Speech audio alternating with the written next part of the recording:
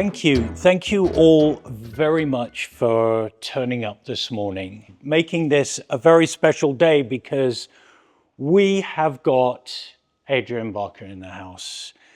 Now, for those of you that don't know Adrian Barker, which I'm sure many of you do, he actually is the Henry Cavill of the watch journalism industry.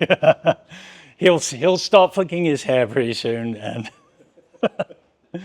you're making me blush. Adrian, welcome to Roldorf Co. Thanks so much for having me. What a pleasure. It looks like a decent turnout. What's the weather like over there in Vancouver? It's actually quite sunny. It's very nice and warm over here right now. Oh, lovely. It's freezing over here in Scotland. The whole purpose for this meeting was to meet you, and for all these people here to meet you. Hi, guys. Nice to meet you. I've got all the difficult questions for you, Adrian. Uh-oh. Everyone, I'm sure, wants to know, what was your first watch?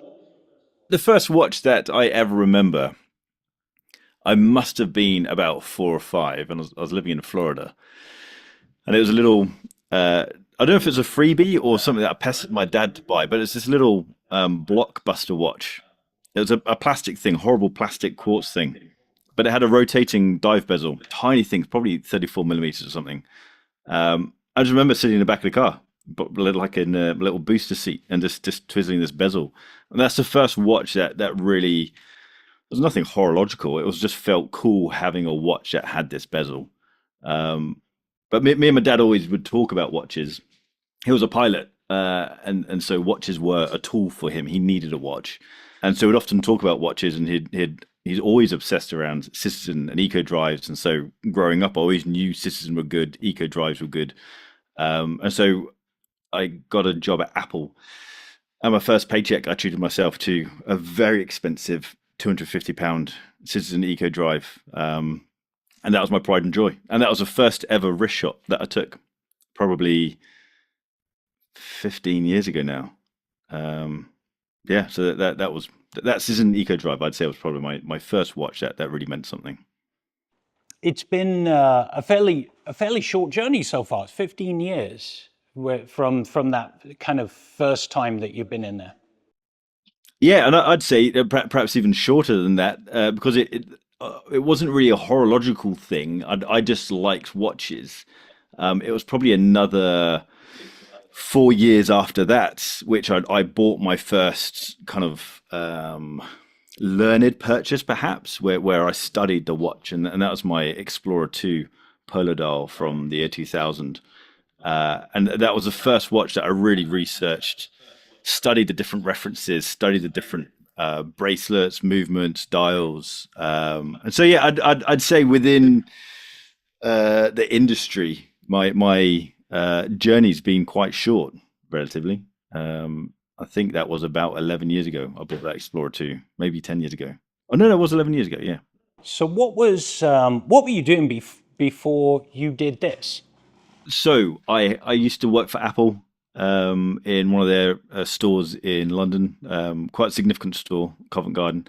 And I was a presenter for them. And so I started off teaching people how to use various products, be it photo editing, music production, and then you get trained to just be a presenter. And so you just they send you off to a horrible hotel in London, and you just spend 2 weeks dedicated to learning how to present. It was fascinating, but you're basically thrown into any situation, whether you're teaching, presenting an idea to a CEO, or teaching a room full of 60 managers how Apple want you to behave. So that was kind of my job. I then went on to a small startup and did a similar job for them. And that was where I realized people in business actually have no idea what they're doing, because I used to work for the business team at Apple. Everyone who I met felt clueless. And then when I worked for the startup, everyone who worked in the startup felt clueless. I thought, hey, I can be clueless and do business as well. So that kind of gave me the confidence to give it a go. Where did Bark and Jack come from? Where did the name come from? Ages ago, I used to be in a band, not particularly great band. We thought we were good, but we didn't get anywhere. And a singer in that band and I, his last name was Jackson, my last name's Barker. And when Instagram exploded and became the thing that it is now, he was interested in men's fashion and grooming. He's got a fantastic beard. And I was interested in watches. And we didn't want to share men's fashion and watches on our own pages because when it's seen by someone who's not part of the hobby, it seems really pretentious to post a photograph about a gold watch or a Rolex or whatever. And so we started this second page, Barker and Jackson, as a way of sharing our interests in an anonymous way, because it didn't have our faces on or anything, and it didn't do anything. And so life took over. I had a kid, he bought a house, and we just abandoned the page. And the page was at Bark and Jack.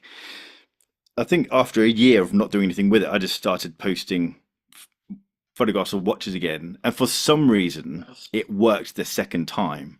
And so I just said to my mate, Martin, who's an amazing guitarist, I said, can I have the page? And he said, yeah, sure. And my intention was always to change the name. I didn't want the name to be Bark and Jack.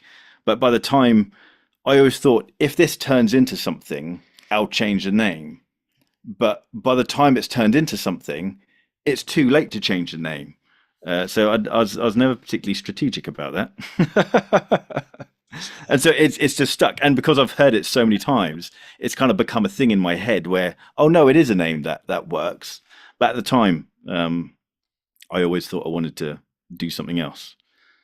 Now, in those early days, was it video as well, or just Instagram type stuff and website? No, it was literally just the Instagram handle. I realized I've not come from money, and so I've always had this chip on my shoulder about the wealthy side of watches, because I feel like that can often spoil it. I've now changed my view on that, but when I was getting into watches, I didn't like the pretentious side of watches. And I found that if I went to a watch shop around London, dressed in chinos and a shirt, I'd be served a lot better, and people would be more willing to let me try a watch on than if I wore my normal hoodie and jeans. And so I'd literally get dressed up and walk around, spend my weekends walking around London, trying on watches from various boutiques and dealers, taking wrist shots, and then saying, oh yeah, I really like it, I'm just going to go check with the wife to see if it's okay to buy it, and then I just disappeared. But I'd then suddenly have this whole catalogue of watches that I could post on Instagram. So it was just anonymous wrist shots, and that just organically turned into a thing, which I was very lucky to have. And then I think the videos started maybe 3 or 4 years later, so it was already an established thing. I think I had maybe 40,000 followers on Instagram before the videos started. So what was it that actually made you reveal that face? Oh, it was, I think by the time, I'd built up quite a catalogue of information around watches. And I thought it feels silly to do all this research and not do anything with it, to learn about all these reference numbers and all the transitional models within Rolex.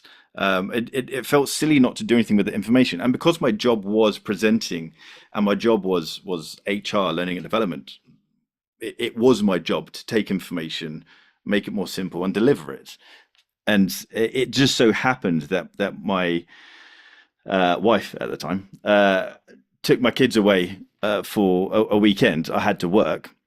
I was bored of working, and I always thought it'd be fun to make a video. And so I was literally left in the flat by myself, and I set up a camera, set up a crappy light, and just used my iPhone as a microphone and literally just spoke to the camera.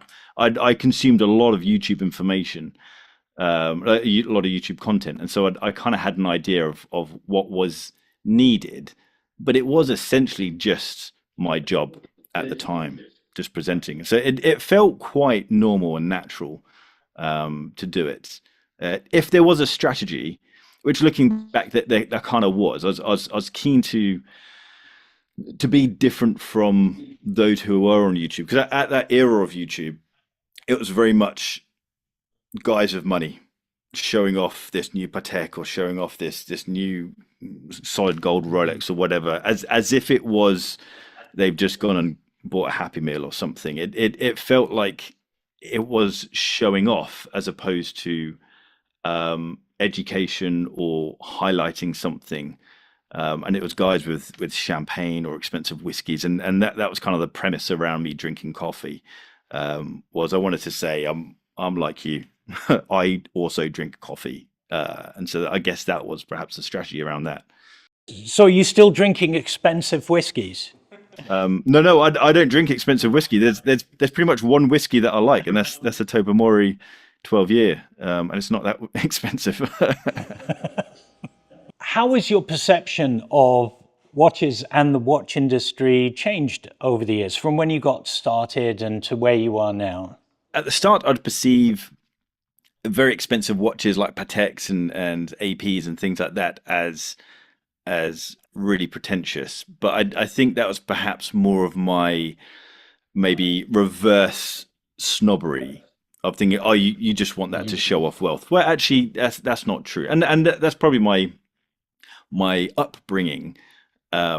If there was a guy driving a Porsche down the road, my mum would always say, "Oh, that person's got more money than sense." So, like, well, no, probably he might not have a house, but he's got a Porsche, and that's probably because he enjoys that machine. And that's kind of the same with watches. Is that just because someone has a certain watch, it actually says nothing about them. They might just enjoy that watch, be it a Swatch, be it a tourbillon. It that could just be their thing.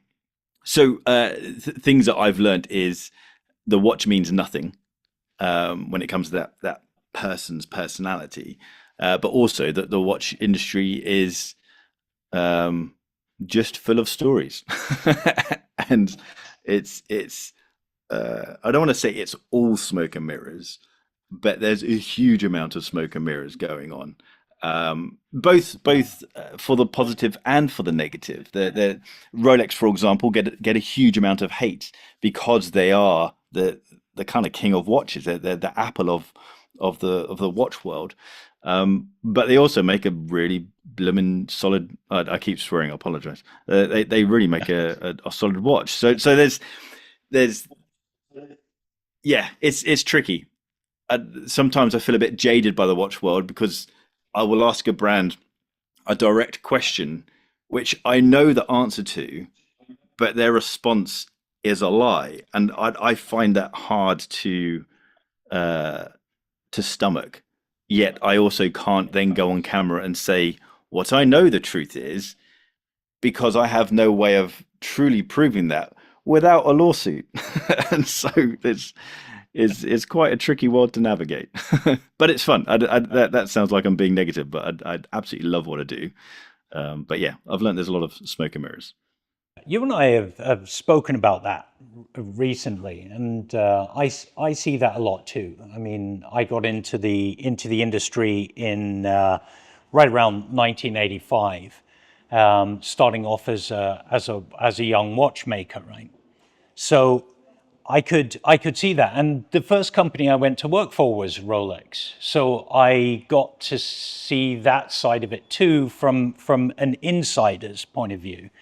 But then in the 80s, Rolex was a very different company to me, and I think to many people. It seems to have changed quite a bit since the retirement of ex-CEO Heinegger, to now the new CEOs, which have taken it off. So it kind of lost its connection to Hans Wilsdorf, really, and that's where it all started to change. And maybe you brought up Apple as being the simile for it, and it's the same thing with Steve Jobs and Cook, right? In a way, there's a lot of things I'm sure Steve Jobs is rolling in his grave over with regard to what's happened with Apple, right? But this is just this is natural progression. But everyone should be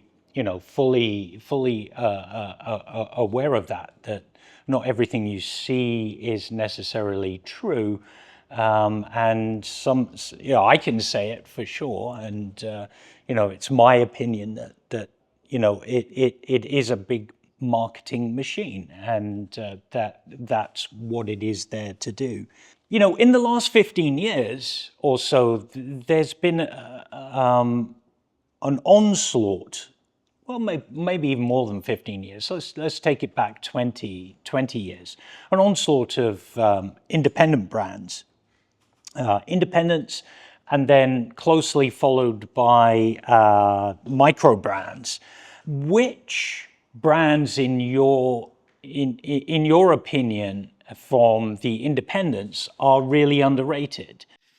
Yeah, it's very interesting that side of the world, and it's hard to generalize because so many of these operate in such a different way. There are some micro brands that are just cash grabs and they'll explode and then they'll just disappear. There are other micro brands which are in it for the long run, that have exploded, but they are quite obviously in it for the long run.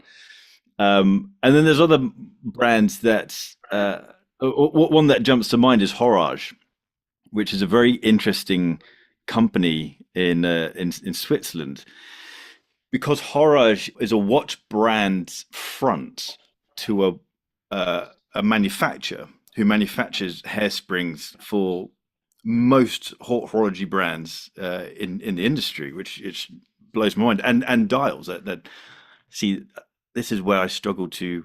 I don't have a very good filter of what I'm allowed to say and what I'm not allowed to say. They make components for some of the most prestigious brands out there, but then they've gone from doing that, so they're still doing that, to then build their own watch brand, because I assume they say, well, if we can do this for these guys, why don't we do it for ourselves and make money on both ends of the industry, the manufacturing and then the retail product side. So they spring to mind, and they're on, I guess, the lower end. On the extreme side, Grubel Forsey, I find really fun. They aren't my cup of tea, design wise, but I was at a watch event, a watch launch, where Stephen Forsey did the presentation. And usually when you go to these events, everyone's there drinking champagne and they're all suited and booted and there's all this fancy PowerPoint. And he rocked up. This is no, I'm not being rude in any way. He rocked up in what would appear to be like a farmer's shirt, pair of jeans and some old trainers. And he just outright said, I don't do PowerPoints, so this isn't my thing. And he had a pocket full of components.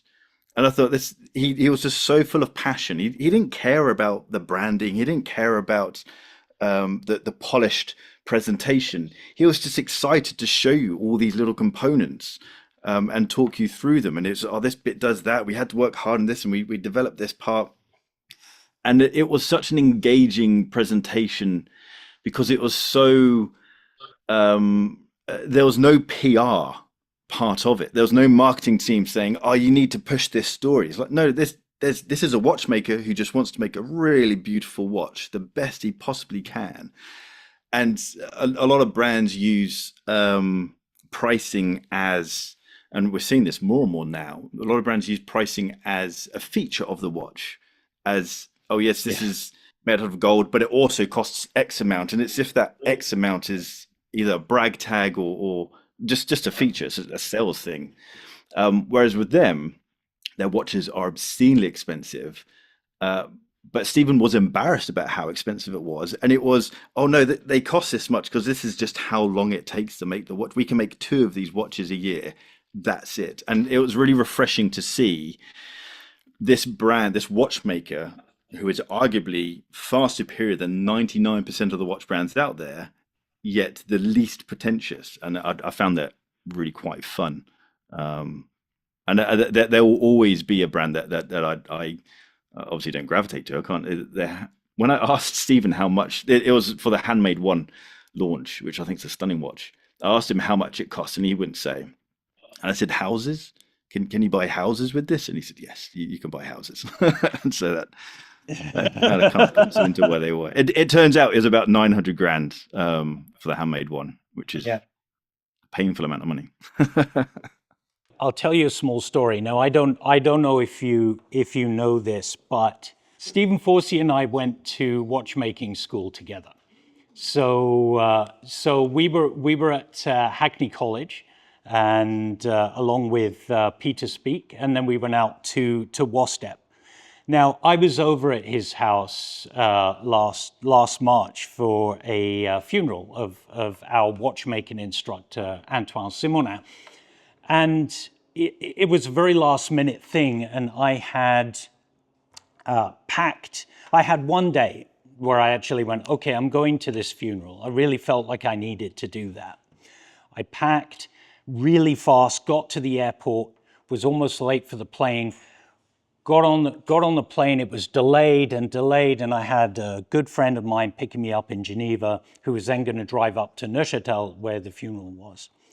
And I was like, oh my God, I forgot my belt. I didn't have a belt with me.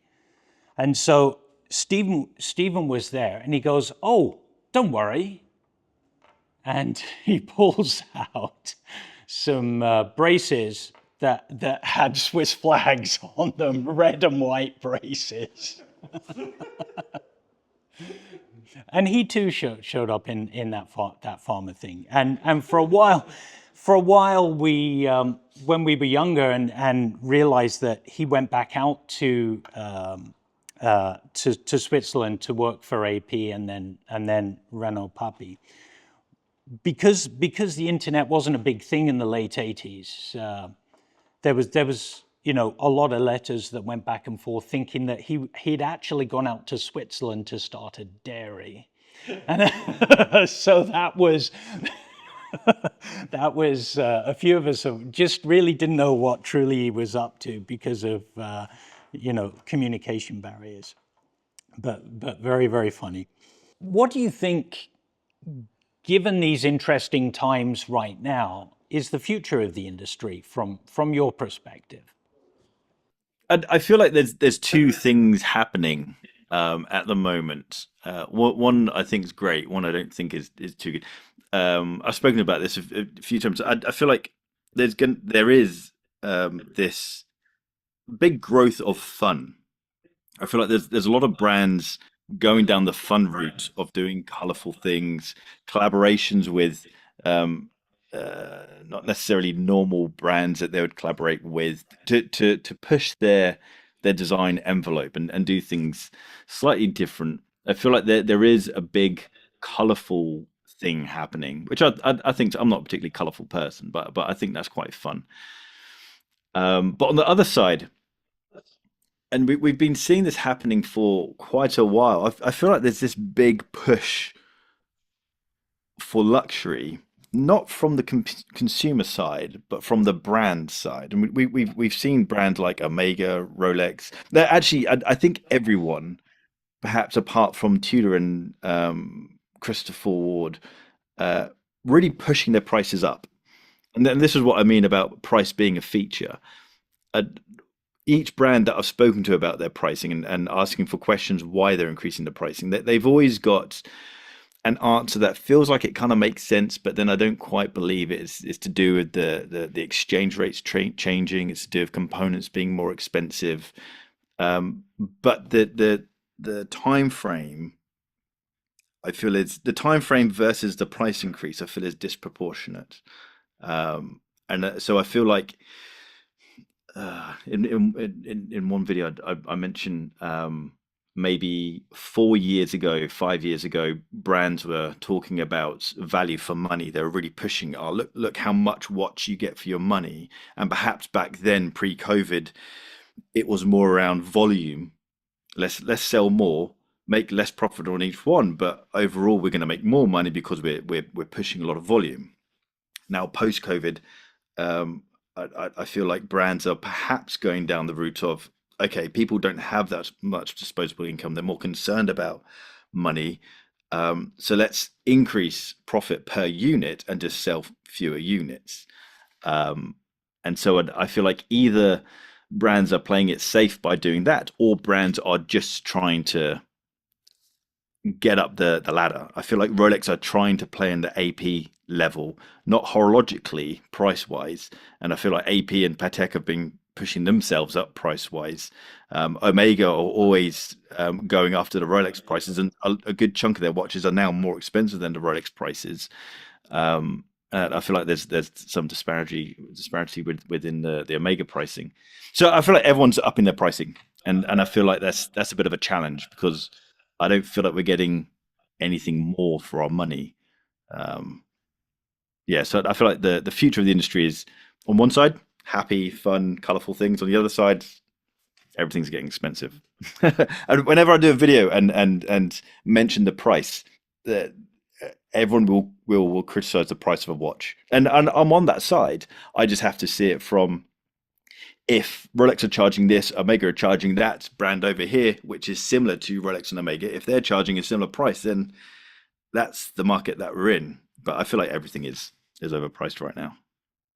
There's been a lot of reports that the industry is in a bit of a slowdown mode in Switzerland, where some companies are furloughing people, shortening weeks, that kind of stuff. I know Tony Trainer's spoken about that. Fourth Wheel's spoken about that. Is that something?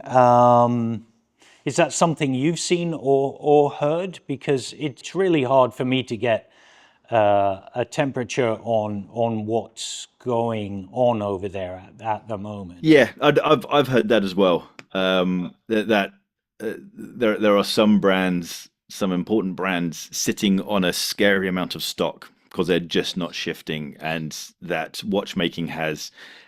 I've heard some brands have stopped making watches because they're sitting on such an epic stockpile that they have to shift those units before they can sensibly start manufacturing again.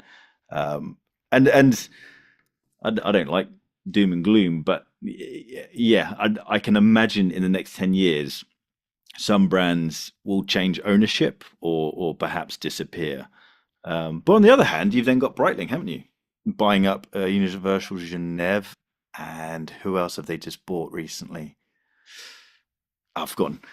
So yeah, on one hand, there are some brands that are struggling, but then on the other side, you've got brands like Breitling who are buying people, which is, or not quite Breitling, sorry, it's the parent company to Breitling, but I don't know who they are. Increasing pricing can't be really helping the situation right now either, very much, because people are holding off. You got higher interest rates. There's all kinds of stuff going on economically. So there may be that as another factor too. But it's very interesting where. Last year the industry was screaming, we need more watchmakers, more watchmakers, more watchmakers, and now there's furloughs in. So from a watchmaker's perspective, this is certainly something that I'm really curious about as to what's going on and how it's really happening, but. It is ultimately what it is, and we'll see. But I mean, we have certain brands that we have here that increase prices twice a year. We're seeing Nomos for the first time since 2015. I think they've never increased their price, but other brands do. So how is it? How is that even possible?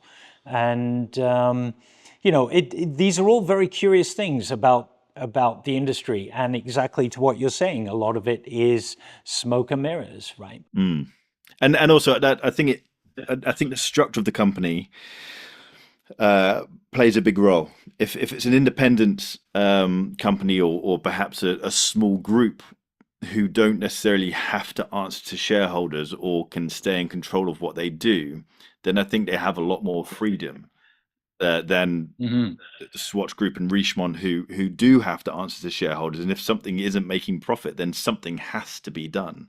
The easiest way to do it would be to just increase prices. And I guess as soon as one person starts increasing the prices, it then opens the door for everyone else. It's like, oh, right, yeah, if they're charging X amount for that, for a steel chronograph, then so can we. Okay, so let's get into a bit more of Bark and Jack, because I think that's what people here really want to hear. So, what goes into making a Bark and Jack video? Any behind the scenes stuff that you can share? And are you ever going to do an outtakes video? It would just be my ADHD ramblings and obsessing over words. I'll get a phrase in my head, and I'll either like the sound of that phrase, and I'll just keep repeating it. And it doesn't matter how many times I repeat it. I'll always use the first time I said it. I'll just want to make sure I said it correctly, and it's really quite odd. Behind the scenes of or how videos are made, a lot of the time it's just a topic that pops into my head. It's a thought that I have that I think I want to get someone else's opinion on that, and I'll just share it out. I don't script my videos, but I do bullet point them. So I'll write down a talking point. I didn't used to do that. I used to just press record on the camera, and I'd have the title of a video or a topic in my head, press record, and I'll just talk. And I'd probably talk for about an hour 20, and then I'd cut that down to a 10-minute video.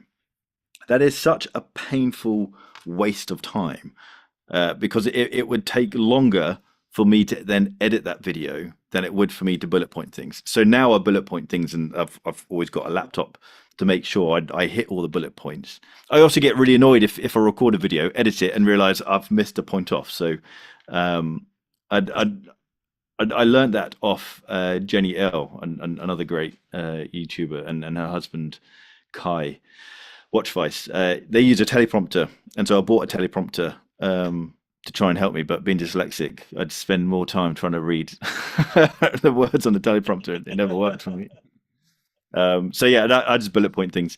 Editing wise, I've got an editor now who's very good at polishing my rubbish. So yeah, to make a video, it does take a week to make a video, especially if we want to make it to the level that we want it. If there's a watch being shot, then I'll spend at least. I like to spend 2 days shooting a watch, but often brands aren't very good at sectioning out time for people to have watches. The industry from the content creation side is still very much in the mindset of people write articles. And I know people still do write articles, but the time it takes to photograph a watch versus video watch is massive. You can photograph a watch within an hour. It will take me an hour to set up the lighting and get all the props right, and then you'll get the watch in one orientation, shoot that video for 30 to 40 seconds, and then have to set the camera up again to do all the different angles. And so it can easily take a day to record the watch itself. So it's quite a long process, but it's versus working in HR at a furniture company. I'm very happy with what I'm doing. So for any of the videos that you made, what has been the one that you can think of that has been probably the most controversial, and how do people react to it? Or do you not do controversial ones? Based on the emails and comments I get, I must do I had a death threat after I did a video when Zenith launched that Chronomaster Sport, I think it was, that looked very similar to a Daytona. I did a video on that, and that was the first time I really thought about the guys and girls who work on the watch. And it was such a high performing video. I felt bad because when it's easy to criticize a product, but when you think about the people who have worked hard on building that product, they are actual people. And I took that video down after it hit. I think it got to 100,000 views in a couple of hours, and I thought this isn't nice. It's when you realize that your video is number one on Google when you search the watch. I like showing my thoughts, but I don't want to be nasty to people. So yeah, that was quite a controversial. I don't think it was controversial. I said what I thought, but I felt bad around how much traffic that was getting versus people actually looking at the watch and enjoying it for what it was. Other controversial ones, I can't think. How do you handle the criticism? I've seen this through James Stacey when he was an editor, and they would write articles, and at the end of the article there's a chance to write something about it in a discussion. Like, and people can be absolutely brutal. How do you handle it? So there's two types of negative comments, and this kind of goes back to the Apple corporate days. You've got genuine feedback, which is someone perhaps either disagreeing with you or you've done something wrong, and they want you to improve. If someone criticizes what I do with the intention of wanting me to do something better for the next time, I will listen to that. I've had emails from people, either sound technicians or lighting guys, guiding me on how to do something better. They're criticizing what I'm doing, but their intention is, here's how you can improve. So open to that. If someone just thinks I'm a bit of a prick, then fine. That's I can understand that. I'm gobby and I'm opinionated, and it's going to wind some people up. I'd completely understand it. You just have to ignore it. It's, for me, what I say to other YouTubers, it's as if you're walking down the street and some person just turns to you and says, I think you're a prick. Like, you're not going to spend the rest of your day thinking, oh no, that random guy thinks I'm not very clever, or that random guy just said I don't know anything about watches. Is it, you're not going to listen to it. And so that's exactly how I see it. So I think a lot of people have seen you also through It's About Effing Time. So how did that come to be, and what was it like? Like how did they approach you, and what's the background behind that? So I've known Andrew for a very long time. We haven't been mates for a long time, but I hit, I think, 30,000 subscribers. I was still working at the HR job, and he gave me a call and said, hey, I run Time and Tide, like what you're doing. We need someone in the UK, someone with easy access to Switzerland. Could Time and Tide absorb Barker and Jack? And I thought, wow, this is a publication trying to absorb what I do. I must be doing something right. So I said, thank you very much. No, thank you. And then carried on my way. But that was the first big sign of I'm doing something that could be something. I've known George. So I've known of George for a long time because he's quite big in the UK car scene, and I watch a lot of car YouTube stuff, and he's often popping up because he's got an incredible collection. But the way About Effing Time started, I bumped into Andrew at Watches and Wonders maybe 3 or 4 years ago, and he had his cameraman there, and and George popped up as well. Yeah, just randomly. We're just outside Rolex, and we were just all there. And Andrew said, Adrian, start the video. And then I suddenly went to presenter mode, and then he realized, oh, right, he can do it. And then George got involved, and then it was just a 30-second clip, 1-minute clip on YouTube, and someone said, you guys should do a podcast. And that was literally how it started. We got a whole load of gear together, and just went for it. And it was an absolute laugh. It was so much fun. It just very quickly turned into this beast. We had 5 cameras set up, and when you edit a video, just one camera, it's hard work. When it's 5 cameras, it's insane. And then three microphones. It was a lot of work, and it would have carried on had we all just had a 9 to 5, and this was a passion project that could just entertain us outside of this 9 to 5. But the reality is we all have our own businesses, and as you know, when you run a business, you don't really have downtime. So it's not like we had spare time to then just allocate to building this new business. And it unfortunately, it got to the point where, do we carry on and reduce the quality, make it more simple to shoot, reduce the quality of the product, or do we call it a day? And we didn't want to reduce the quality because it was a high production thing, and so we thought it was better to call it a day. It's not completely called it a day. It's when projects come up, we will do it, but it was a big beast to keep going, and so that's kind of how it had to stop. It was always very fun to watch, and we often have it playing here on the big screen during the day too. So a lot of people like it. All right, so if you could only have one watch, what watch would it be? I think it would be a Rolex Explorer, but the last version of the 36, so the 114270, from 2009 2010. So you're getting the fairly modern movement.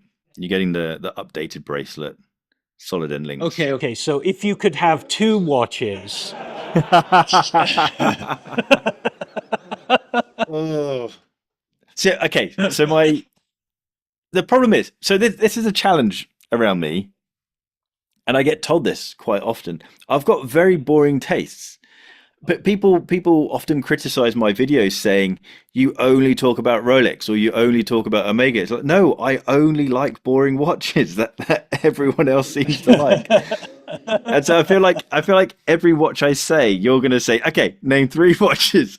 So I feel like the ultimate watch is the Rolex GMT Master 2 Pepsi on the Jubilee bracelet. If that would be my ultimate watch. The challenge is you then have to take into consideration, well, that's not really a safe watch to wear around London. Whereas I can wear my Explorer quite happily around London, and it's not a particularly desirable watch, and so it's quite safe. Or a modern, like the latest version of the Speedmaster Professional, because I really like the coaxial movement. I really like the METAS certification that they're doing with their movements. Mm-hmm. I feel like there aren't many watches where you can truly not worry about them. And it's mechanical. You always have to worry about it to a certain extent. But within the watch industry, I feel like Omega movements are phenomenal. And I enjoy when you don't have to worry about a movement. So maybe something from Omega. So an Explorer 1, the 114270, and the latest version of the Speedmaster. And that might give away watches that I have in my shopping list. Don't think this is a trick question, but you travel a lot, right? So what's the best watch for adventure? Yeah, whenever I travel, I do take my Explorer 2. And I really enjoy, it's such a, I was going to say it's such a geeky thing to do, but you guys all completely understand this because you're all geeks as well. It's really nice sitting on a plane and being able to change the time purposely to have the different time zones, because I'll have my GMT hand set to GMT, but I live in a GMT time zone, and so my local time is often the same as my GMT hand. So it's nice traveling and be able to click across that hour hand to a different time zone, and so that's kind of my go-to travel watch. So outside of Geneva, where have you traveled to for watches? I went to Shanghai for an Oris event, which seemed really quite odd. That was my first time traveling business. It was really good fun. I've just come back from Milan with IWC. I've gone to Switzerland a lot. Zermatt is probably the main place. All watch brands seem to have a story that links to Zermatt, a beautiful little town in the Swiss Alps. It's the Toblerone mountain place. I've been to Florida with Tudor. I've been to Banff in Canada with Hamilton. Stunning place. And you didn't come and visit us. Oh, I should have done. That was the first time going on holiday by myself. Well, it wasn't quite by myself. It's with with Harrison, who does another YouTube channel. And we'd gone to, we were invited to Banff. I think it was 2-day press trip with Hamilton. We thought I've always wanted to go to Banff. Can't go there just for 2 days. And so I stayed for a week. And it was, I think it was like the photography equivalent of doing SAS selection. There were days where we just didn't go to bed because you want to capture the sunrise, and so you'd be up at stupid o'clock. I think we were at one of the main lakes in Banff at maybe 4 or 5 in the morning, and then on the drive home, you'd be shooting all day. On the drive home, suddenly the sky just opens up with stars that I'd never seen before. So you think, all right, let's go to this lake over here and start shooting stars, and then you do that until the sun comes over. You think, well, let's not go to sleep. And so it wasn't a holiday, however much my wife thought it was. It was really hard work, but absolutely stunning. Gorgeous place. I totally get that, because I had the exact same experience when I first came over here, because growing up in England, there's a lot of cloud there and light pollution. So I don't ever really remember seeing hordes and hordes of stars like you do over here, especially when you get outside of the city. It's really amazing. Okay, so I've got a quick-fire round for you. We'll see how you do there, and then we'll open up for a few questions. What's your favorite coffee? It'll be either a flat white or, if you mean actual coffee beans, then Cairngorm Coffee Company in Edinburgh. They make lovely coffee. Okay, so we heard about your Scotch. What's your favorite beer? I can't do beer. I can't do anything with bubbles in it. And so I don't do beer. I'll do wine. I will drink champagne at a push, but whiskey's my relaxing drink. A nice Tobermory 12-year. I might be aging myself here, but Savoys or fish cakes? I can't remember the last time I had a Savoy. I don't think I've ever had a Savoy. I'd go fish cakes. Okay. So for the people that are here, that probably don't know what a Savoy is, it's a very unusual sausage that is made from God knows what, that is very, very pink, that you would get from fish and chip shops. And they were massive and they were great. Okay, so here's a tough one. Rolex or Tudor? I feel like this is the trick question. I'd have to say it's very close, but I'd have to go with Rolex. But if I could choose a Rolex, it would be Rolex from the late 2000s. Favorite independent brand? Okay, so this might be a weird one. Actually, I don't know. Is Christopher Ward a thing over there? Because it's a very British brand. Okay. So I really like, of all the things that we've spoken about, Christopher Ward are really good at ignoring what everyone else is doing. So with all these people doing price hikes and trying to get as much money as possible, the guys who are running Christopher Ward, it's a business. They want to make money, but they've already made their success. So that this is a very successful passion project of theirs.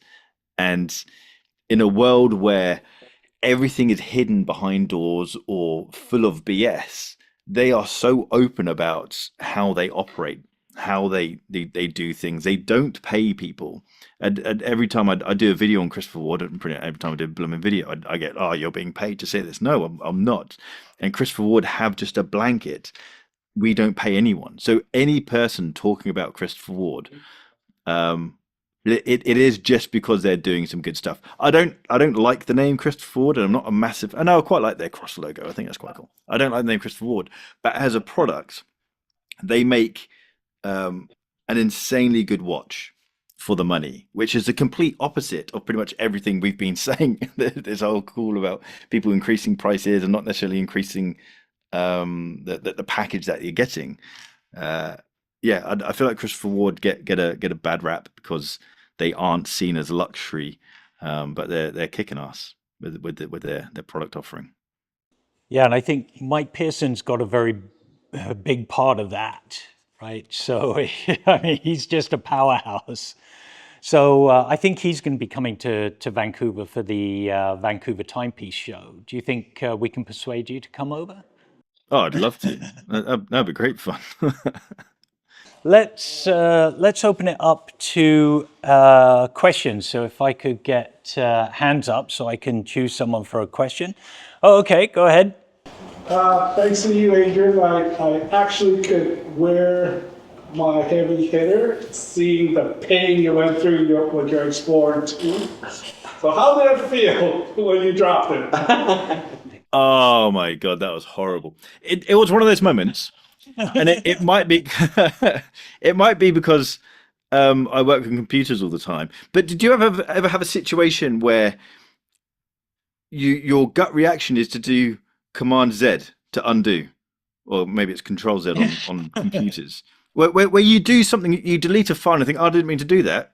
Command Z, and it was one of those situations where it's okay. I'll just undo it. No, you've screwed it up, and it was a really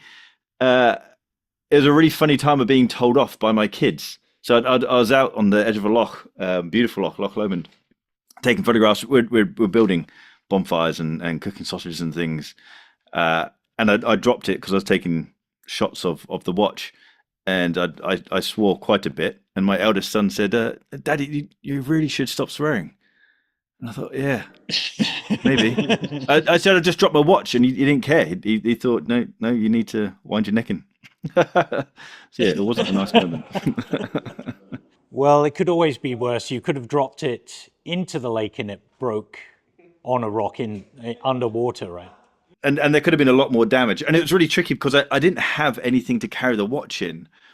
And so I struggled to figure out, should I pull the crown out? Because when you damage a watch, you want to stop the moving. And so you pull the crown out to hack it all. But in my head, Ed, you might be able to answer this. The hands had stopped anyway because the crystal was wedged under the hands. So everything had stopped, or maybe the movement was damaged. Oh no, the movement wasn't damaged. The movement was fine. But I thought, should I just leave the watch as it is, or pull the crown out to hack the movement? But then the crown's all wobbly, and I didn't have anything to put the watch in. I would just put it in my backpack, and I thought, if I leave the crown out, then more stuff could get inside, or the crown could. It was a stressful time. I don't think there was a right way to do it. Any other questions? Yeah. What is he wearing? Wrist watch. Oh, what? Yeah. Well, what watch are you wearing right now? All right, I'm wearing my IWC Mark 20 on a prototype rubber Barker jack strap, but it's a very nice watch. What are you wearing? My Milgauss. I did that because I knew you were going to bring up Rolex. Oh, I love it. Oh, the green crystal, very nice. Yes. Huge fan. Also love I Am Bark. Follow that to Instagram. Just wondering, non-watch related, what are you shooting with nowadays with in terms of camera? All right. So all my video stuff is done on a version of the A7. So I've got my talking head studio stuff is an A7 S3, and then all my watch shots are on an A7 IV. I've got quite a few of them. But then all my photography stuff is, I'm back on Fuji. I've got a Fuji X100 Mark VI. I do have a Leica Q2, but I find the Fuji system just more enjoyable. I just find it more fun to use, and it's also nowhere near as heavy as the Q2. For all our incredible shots, I'm using one of these. If it might be barely 1950, I don't know. But anyway, any other questions? I guess my question is, with your experience with various brands, how does a brand being part of a large conglomerate, say the Swatch Group, etc., versus independent brands, how does it really shape your experience with them? Their creativity or not, or I'll use Swatch Group as an example. But does it feel like they all have to conform to being a specific tier brand pricing structure? Omega has to sit here, and they own. So I'm gonna have to summarize it. So do you think that the group brands have if I'm getting this right, way too much control over the marketing of their individual brands, is that annoying to you, or do you find some brands are better than others, and then letting their partner sub brands just go off and do their thing? So the two main brands, the two main groups, Richemont and Swatch. Swatch, and this is what I've learned from talking to the guys who work within the companies. The Swatch group really controls each brand. So each brand has its own segment of the market, and they can't go outside of that segment. So Hamilton can't step on the toes of Longines. Longines can't step on the toes of Omega. Any project that they come up with, they will be told no. Everything has to go through the group and approved by the group. And then when it comes to marketing budgets within the Swatch group, so much of the money is put towards Omega. It is the big one, and it then makes it challenging for the other brands, both up and down within the group, to interact with.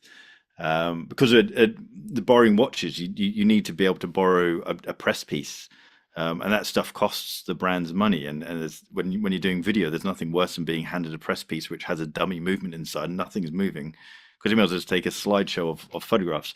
So the Swatch group very much has a heavy control over each of their units, and I guess from a corporation point of view, that's better, because then everyone's running in their own lanes.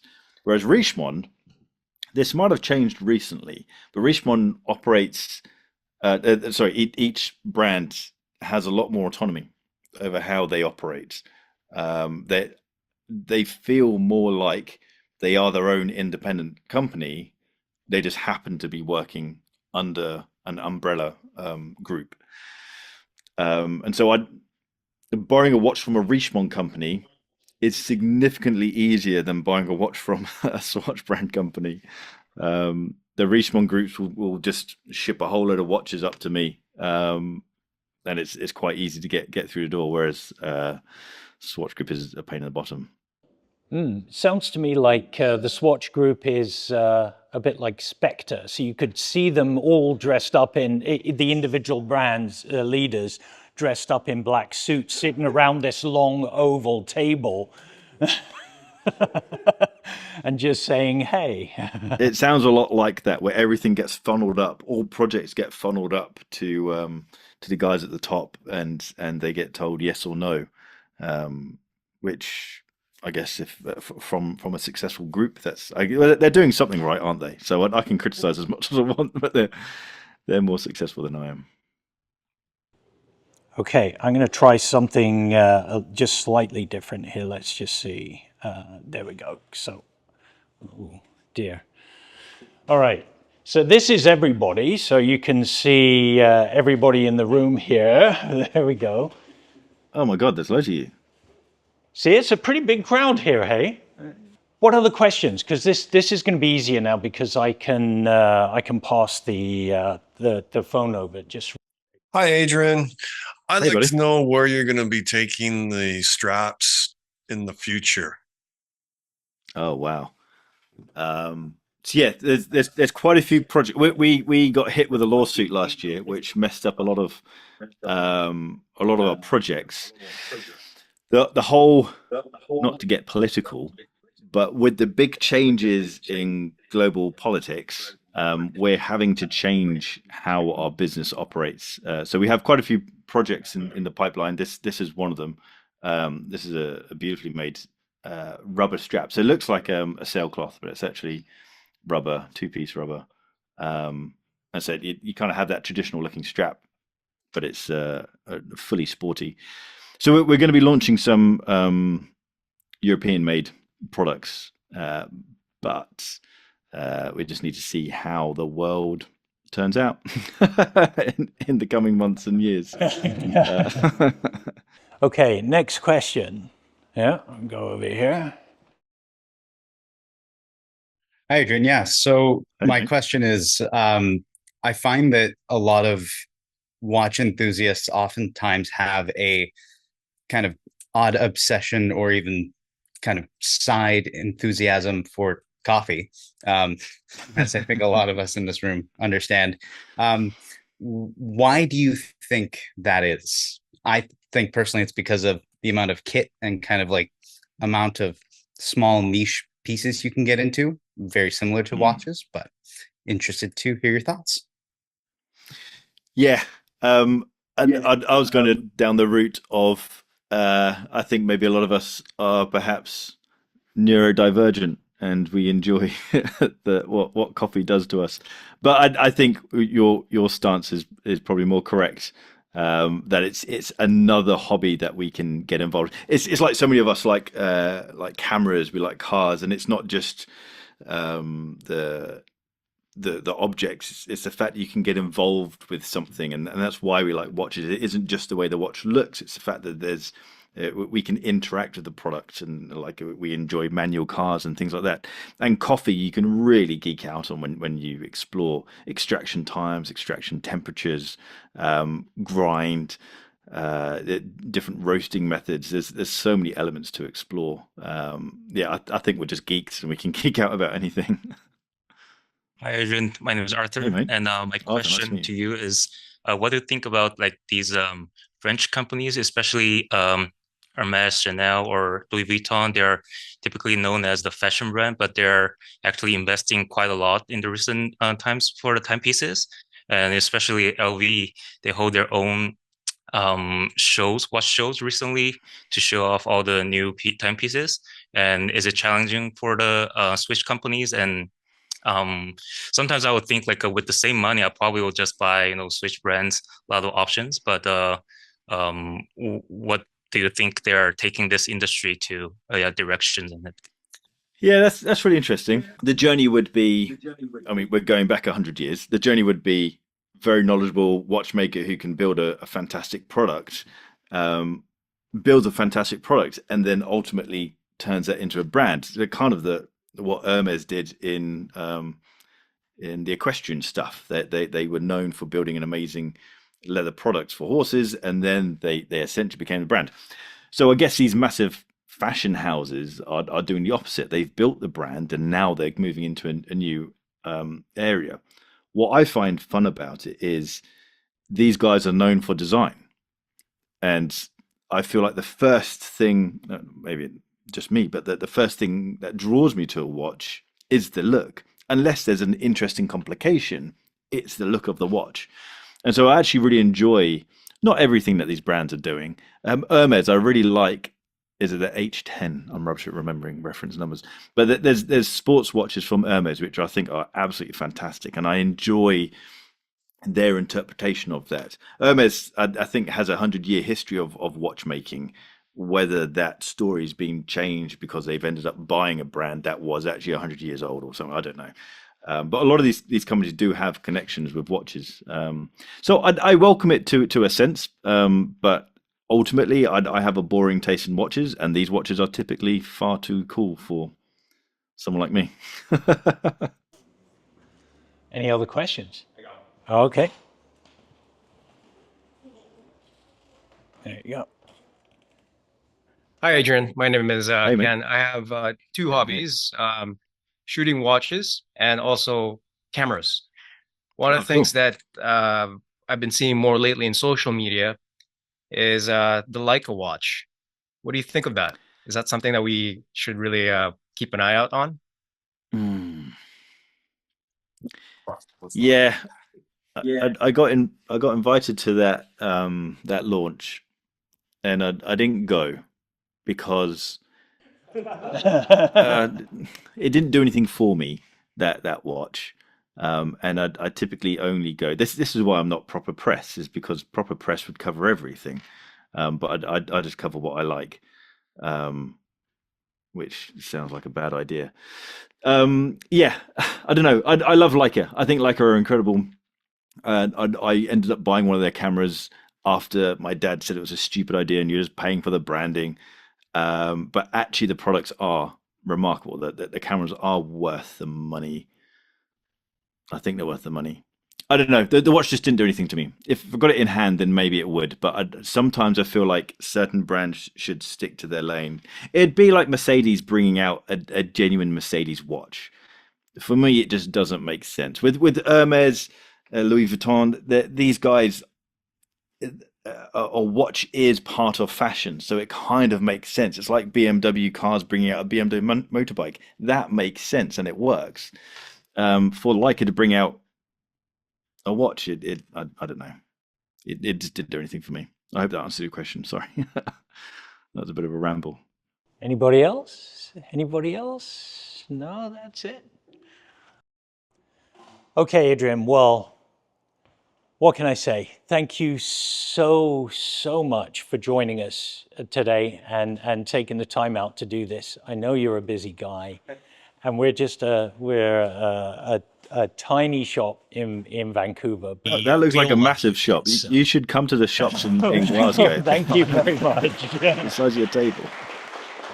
No, thanks so much for having me. Absolute pleasure. Really nice to meet you guys. Do you have any parting words for us? Just keep being you guys, being interested in the hobby, because it's. I remember when I used to just sit on my own at home researching watches on eBay and Chrono24, realizing that I'm a bit weird, and then suddenly you go to a watch meetup and think, oh no, we're all weird, and it's okay to be a bit weird. So I think doing stuff like this is great. So continue being weird. It's good. Thank you so much for joining us. This has been amazing, and I can't wait to see you at some point over in England, or if you manage to make it out here, it'd be great. Amazing. Thanks so much, guys. Thanks so much. Okay. You guys have a great day. Cheers. Take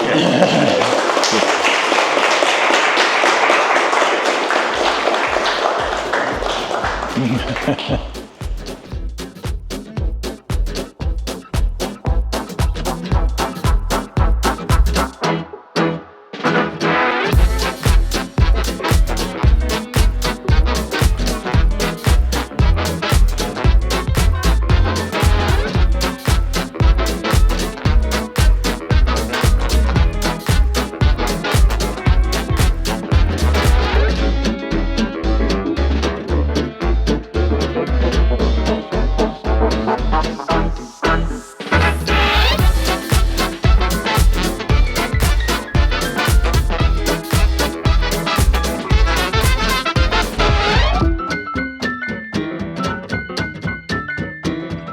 Hello everyone, this is Jason, and I want to thank you for being with us today listening to the Roldorf Cafe Podcast. You can hear more of our shows and when they're released on Instagram and our website. We cover many topics about watches, the industry, and the brands we're most passionate about. You can find the Roldorf shop at 307 West Cordova in Gastown in Vancouver, and we'd be delighted to welcome you and talk watches. Visit our website for more information at roldorf.co.